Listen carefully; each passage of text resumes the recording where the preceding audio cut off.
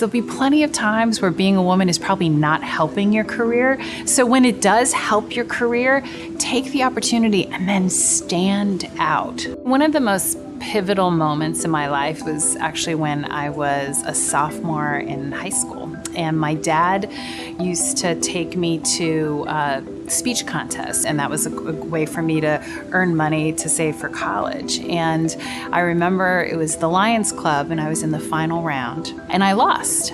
And I went home, and I was kind of complaining. And my father said to me, "You really have to be so good that they have to give it to you."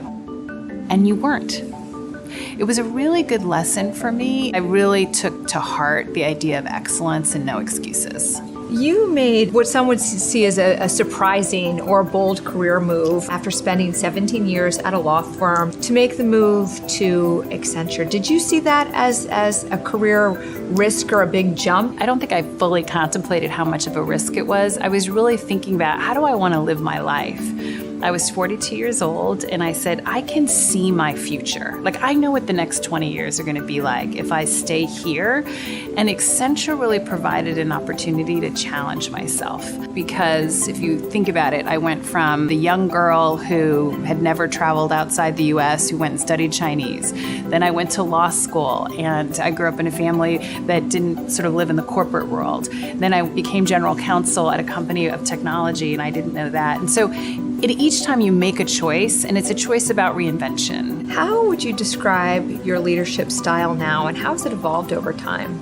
I've always been someone who has been collaborative, but I would say it's collaboration on steroids. I learned early in my career that tapping into the best people and not having an ego, like really knowing what you don't know and what you do know and how to bring teams together is how to be most effective. Throughout your career, you're someone who has always pushed yourself outside of your comfort zone.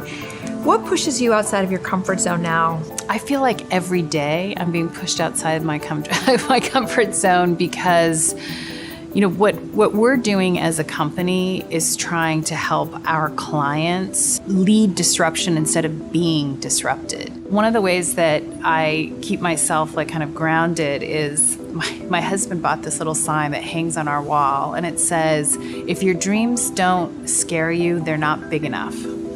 And so when I'm facing uncertainty or worried about, is this the right strategy in the face of what we need? I think about that and say, okay, good. If I'm a little scared, it must mean that I'm doing the right thing. If you were to rewind the clock 20, 25 years and were writing a letter to your younger self, what advice would you have loved to have been given at that point in time or to have heard? I would say to believe in yourself. Because I've often worried and spent more time not having confidence, reached what I wanted to, and then realized, wow, I was a lot better than everyone else, right? And I think you really have to follow your instincts and have confidence to make the journey a little bit less stressful.